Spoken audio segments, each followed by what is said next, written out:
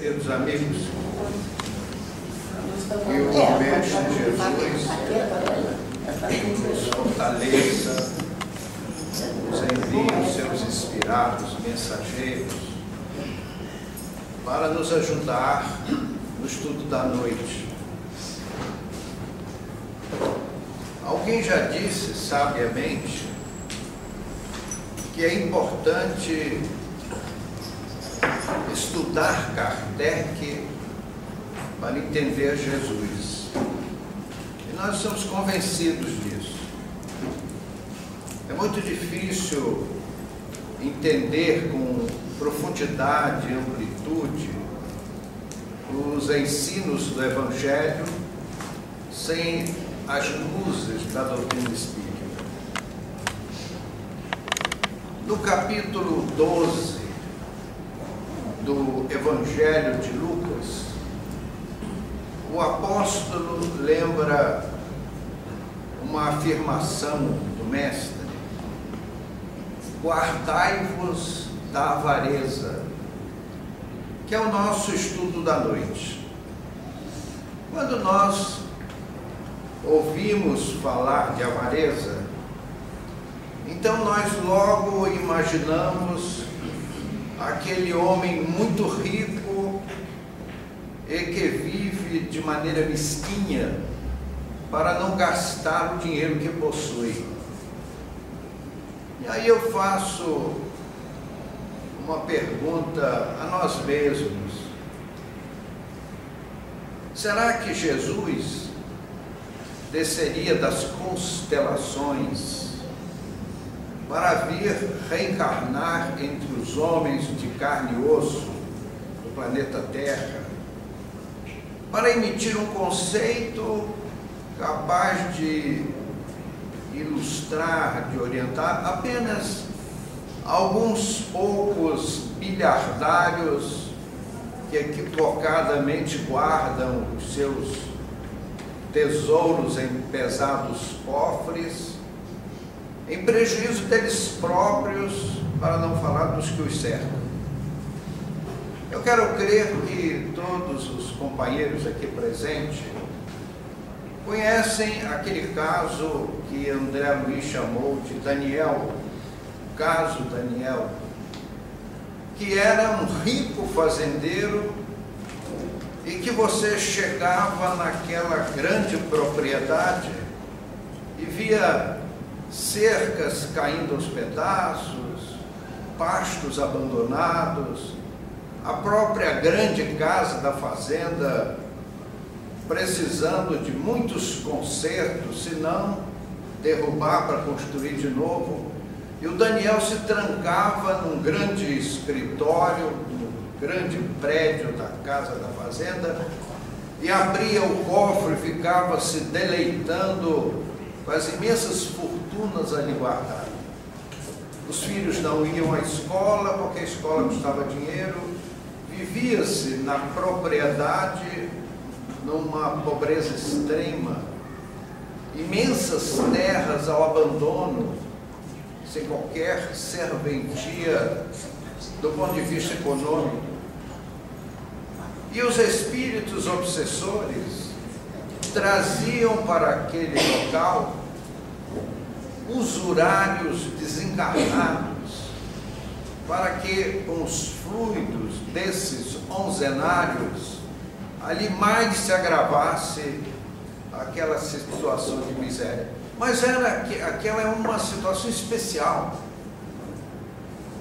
Quando Jesus nos deu a sua mensagem, guardai-vos da avareza, capítulo 12 de Lucas, o mestre não queria focar as exceções, mas sim a regra.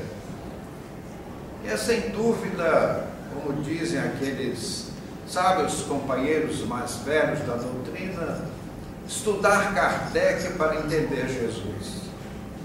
Quando nós julgamos que o conselho do mestre se destina aos latifundiários avaros, sutilmente nós estamos evitando a nossa responsabilidade que cai feito uma luva. Nós imaginamos equivocadamente que somos pobres. Nós somos, como eu não posso ser avarento, eu não tenho nada, eu sou pobre. Não é verdade. Nós somos muito ricos. Você quer ver uma coisa? Um bilhardário ficou cego e deseja comprar um par de olhos. Quem se arriscaria a vender os olhos a este homem rico? Quanto você cobraria pelos seus olhos? Quanto valem os seus olhos? Fortunas incalculáveis. Você não venderia os olhos? Então não somos pobres. Conheço uma história de um literato que tinha um contrato com um jornal, mediante o qual ele tinha que, uma vez por semana, escrever um artigo para o jornal. Então, naquela semana, ele ficava buscando na sua cabeça um tema para escrever um artigo para o jornal. Então ele sentou-se em sua escrivaninha, botou o papel de rascunho, pegou uma caneta e ficou com a mão assim em cima do papel de rascunho e pensando, e nada vinha à cabeça. E ele não conseguia escrever nada. Disse, meu Deus do céu, o que vai acontecer? O que está acontecendo comigo? Onde é que está a minha competência de um literato? E ele olhava para a mão e a mão não escrevia nada. E depois de longas horas de sofrimento, ele ficou olhando a mão, e instalou uma luz. E ele escreveu o mais belo artigo, assinado por ele, o inovidável Humberto de Campos, sobre a mão. Aí ele examinou a mão. Há quem diga que tem um M aqui, uns dizem que é de Maria, outros dizem que é de morte, né? E que nós temos impressões digitais, a falanginha, a falangeta e toda a mecânica das nossas mãos. Quanto vale as nossas mãos? Nós vimos aquele caso triste na Alemanha da talidomida, em que crianças nasciam com cotocos sem mãos. Caso assim, doloroso, chocante. Quanto valem as nossas mãos? Por quanto você venderia as suas mãos? Nenhuma grande fortuna vale as nossas mãos, vale os nossos olhos, valem os nossos ouvidos, o nosso olfato, o nosso paladar e os nossos pés. Não tem coisa mais feia no corpo humano do que os pés. Mesmo quando bem cuidados, não é isso? Aquelas pessoas chiques que vão lá no salão fazer os pés, né? Os meus não precisam fazer porque eu já nasci com eles, já foram feitos desde bebê. Mas é um sujeitinho que nos leva onde nós queremos, nossos pés. É fantástico. Uma palmilha tão pequena consegue suportar um corpo de às vezes 2 metros de altura, que nos permite correr nas Olimpíadas, fazer 100 quilômetros em menos de 10 segundos, 10 metros por segundo, fantástico. Os atletas olímpicos, com os pés. Então, meus amigos, nós somos seres majestosos, então não somos pobres, temos muito, mas muito a dar. Era justamente este o ponto que o Mestre nos adverte. Guardai-vos da avareza. Meus amigos, nós temos uma pequena cultura, mas há aqueles que não possuem cultura nenhuma. Nós temos alguma pequena generosidade, mas aqueles que são míopes da generosidade. Então nós temos muito, muito para dar. muito mais para dar do que para receber. Olhamos o que nos cerca. Quanto nós pagamos pelo oxigênio que respiramos? Absolutamente nada. Mas inteligências que não podemos imaginar fizeram com que toda a flora planetária transforme o carbono em oxigênio para sustentar a nossa vida. O mundo vegetal se alimenta do carbono e nos devolve o oxigênio. Sem ele, nós não existiríamos. Então, meus amigos, quem são os avaros do mundo moderno? São as pessoas que vivem para si, que vivem exclusivamente para os seus interesses pessoais, e que são incapazes de legar qualquer esforço ao seu próximo, em todos os campos da vida. Meus queridos amigos, preste atenção.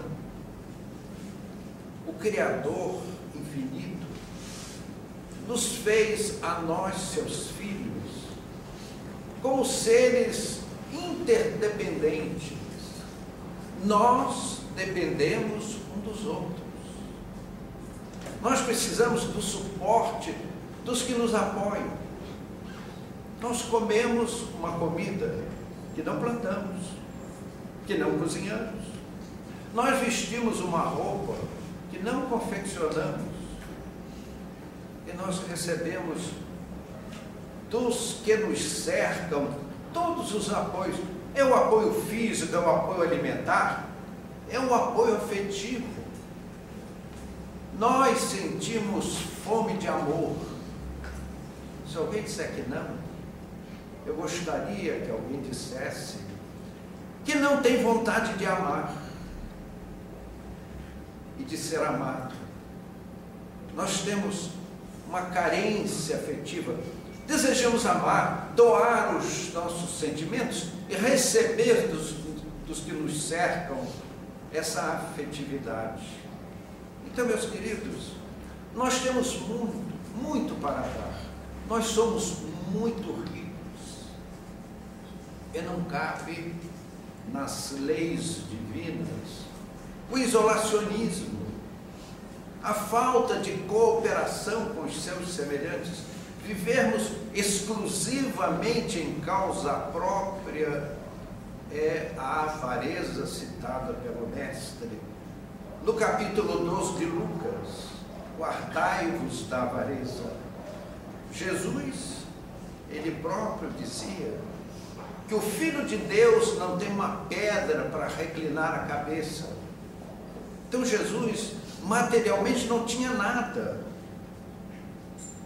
mas ele mudou a história da humanidade. Foi aquele espírito que mais doou à humanidade sem nada receber, sem nada possuir materialmente. Meus queridos amigos, nós lembramos aos companheiros que existem instituições espíritas que lutam com grandes dificuldades. Tomaria a liberdade de citar aqui o Lar Escola Caiba Schutel, que fica na rua, no bairro do Morumbi, na rua Francisco Preto, número 213. E aqueles companheiros recebem aquelas roupas que estão entulhando o seu guarda-roupa. É muito engraçado o nosso guarda-roupa. Nós temos o costume de guardar roupa velha, na verdade. Aquelas roupas que já saíram de moda. As damas, as mulheres, são as terríveis vítimas das modas, do fashion. Agora a gola já não é mais de 2 centímetros, é de 4 centímetros. Aí a mulher abre o seu guarda-roupa, eu estou sem roupa, então corre para o shopping para comprar uma golinha mais larga, porque está na moda. Então a indústria fashion persegue o mundo feminino de maneira cruel. E as mulheres são muito sensíveis a isso. Lutar contra as tendências da moda é coisa para lá de difícil. Então, meus amigos, estou fazendo aqui esse marketing do Lar Escola Caiba Schutel, porque lá se recebe donativos, especialmente do seu guarda-roupa. Eu duvido que aqui nesse recinto não tenha alguém que não tenha uma roupinha velha no guarda-roupa. Duvido.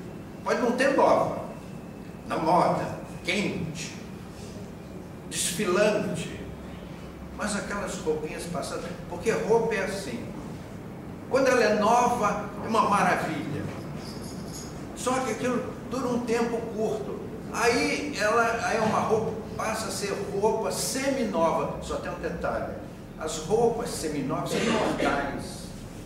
Elas ficam no seu guarda-roupa anos a fio. Então, lá no Lar Escola Caiba Schutel, nós recebemos essas roupas semi-novas. E há um grupo de finas damas, senhoras distintíssimas, que fazem uma seleção. Isso aqui está ótimo. Então é para uso das crianças da casa ou dos servidores da instituição.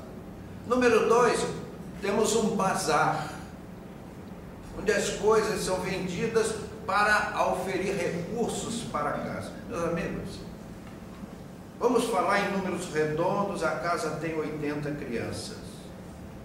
Todos nós aqui, eu vejo nessa sala, quantos pais aqui estão? Quanto custa um filho? Manter um filho?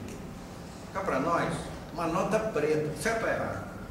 Um filho é caro, porque ele precisa de dentista, ele precisa de médico, ele precisa de café, almoço e janta, ele precisa de escola, ele precisa de roupa, e tudo isso custa muito dinheiro.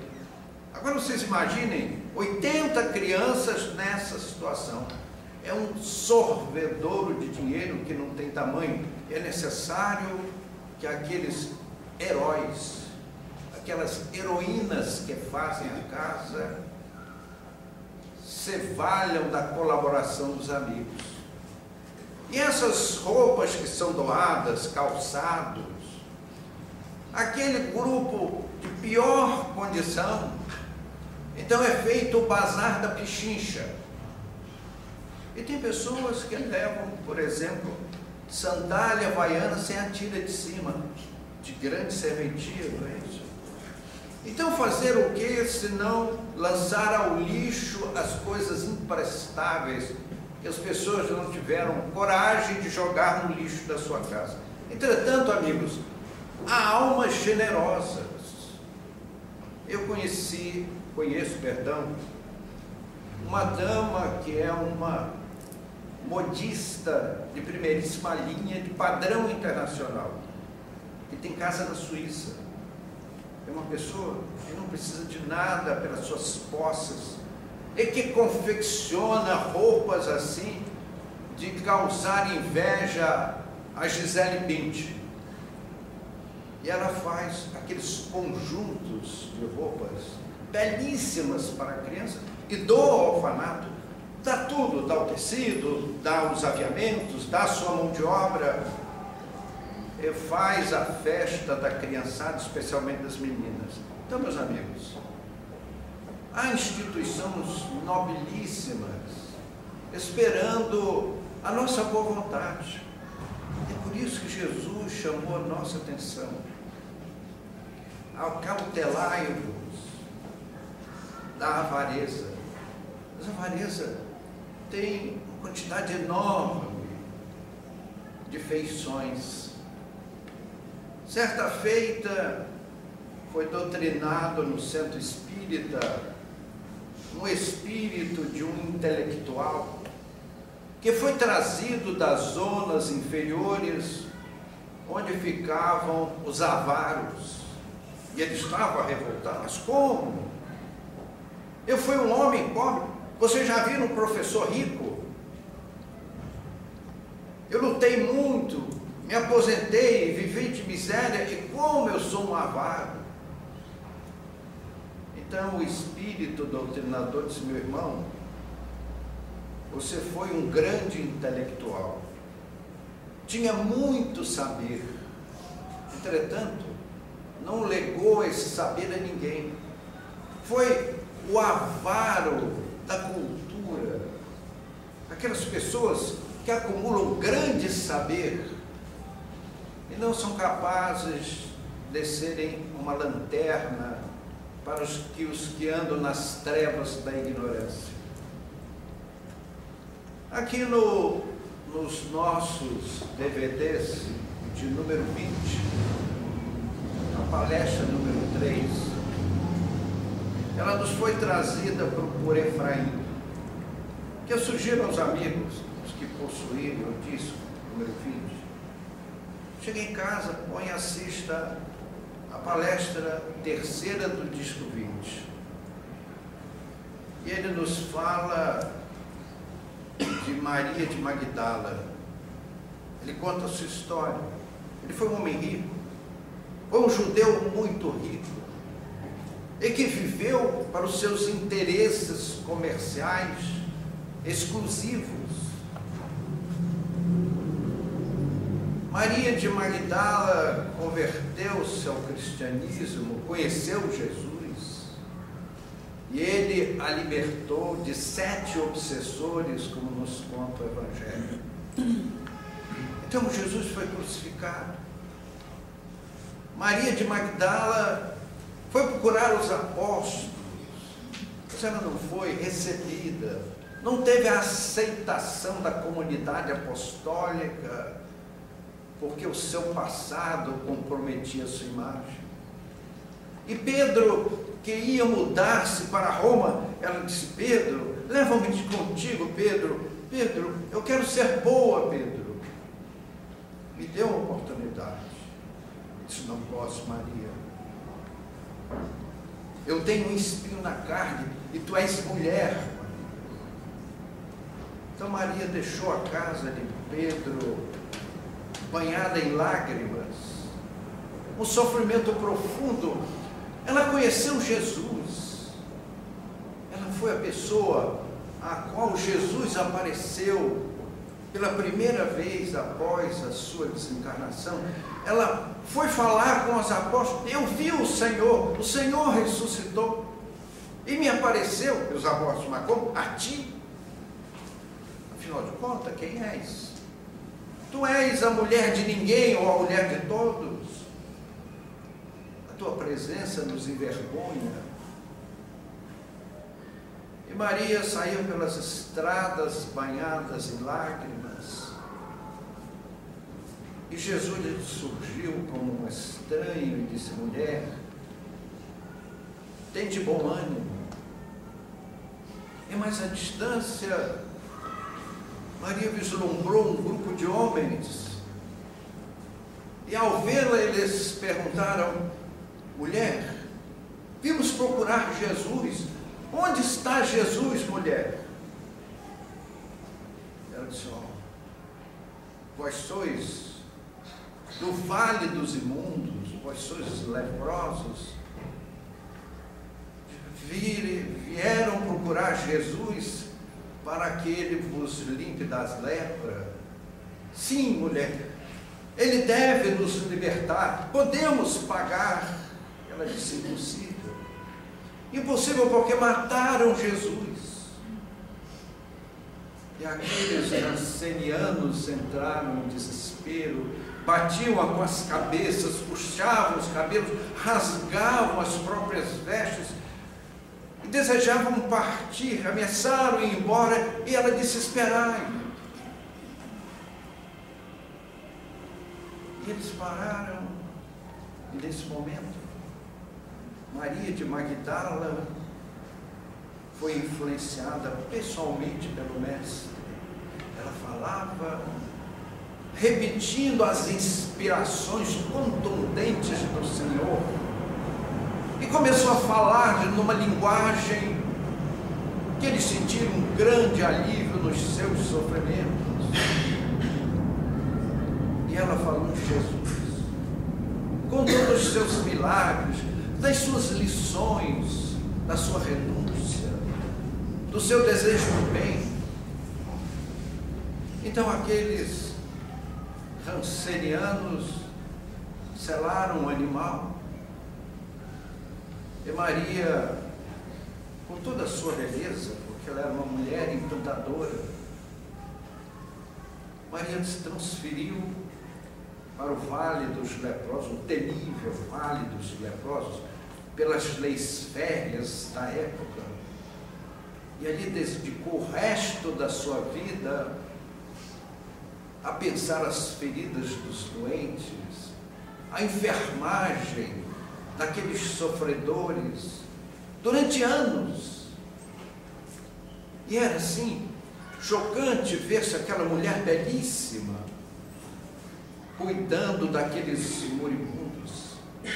Ela mesma cavava as covas dos que morriam e fazia um sepultamento com os valores do cristianismo. E quantas vezes ela reunia aqueles magotes de sofredores para falar do Cristo e transmitir-lhes o entusiasmo pela vida. Aquela mulher antiga de Magdala, rica, a casa de Maria era um verdadeiro portento. Para ali fluíam os ricaços da época para as noites de orgia, e Maria ganhava muito dinheiro, servia altas refeições, possuía uma equipe de jovens sedutoras, as mais belas da região, para servir aos que podiam pagar. Agora, no Vale dos Imundos, ela era uma sombra daquilo que foi no passado, porque ela tinha um papelzinho, uma memória escrita por Lucas, justamente o capítulo 12, guardai-vos da avareza. Maria se desfez de todos os seus patrimônios, como fez Efraim, que nos trouxe a sua memória e que está no capítulo, no disco número 20, dos trabalhos realizados pela casa. Passaram-se os anos e um belo dia Maria raspou o braço ao cuidar de um enfermo, e aquela pedra que lhe raspara o braço não lhe causou dor alguma. Ela quebrou um vareto, enfiou no braço, dor nenhuma. Então ela concluiu que estava leprosa. O seu corpo, aos poucos, enchia-se de manchas violáceas, e ela lançou seus joelhos ao chão, ergueu os braços ao céu. Obrigado, Senhor. Este corpo que tanto pecou, há de pagar nas próprias carnes a sua vida pregressa de loucuras e devassidões. Então Maria de Magdala, que foi rejeitada pelos apóstolos, que nós, cristãos modernos, recebemos com reticências, porque ela era uma meretriz, é aquela que teve a chancela de meretriz, foi meretriz, hoje é ex-meretriz, porque não temos ainda o desprendimento de compreender os valores humanos. Passaram-se os meses e Maria apodrecia em vida, até o momento em que ela, não resistindo mais, entregou a sua alma a Deus, num ato piedoso os leprosos do vale a sepultaram dignamente e oraram por ela. Mas eis, amigos, que ela surge na pátria espiritual, em belíssimo jardim de encantos mil, para ser recebida pessoalmente por Jesus.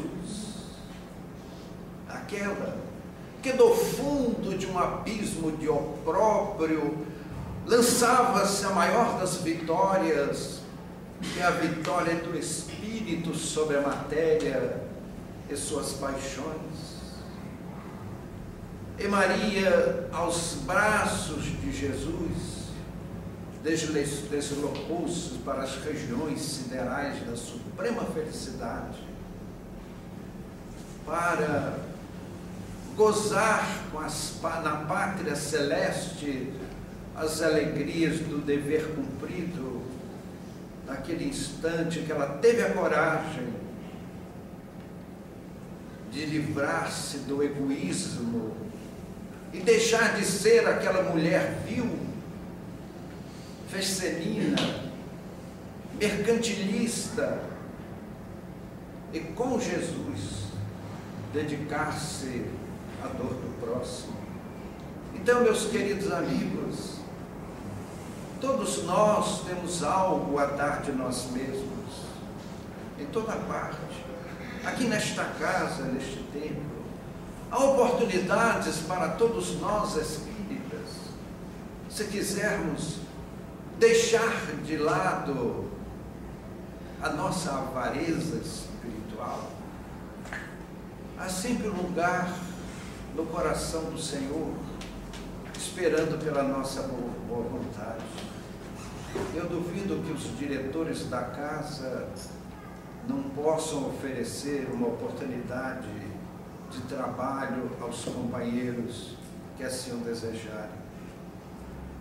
Agradecemos a inspiração do nosso amado Efraim, que nos traz nessa noite as suas memórias, e convidamos os amigos a reassistirem os seus comentários completos no disco a que nos referimos. Que Jesus nos guarde, nos dê sua paz. Muito obrigado.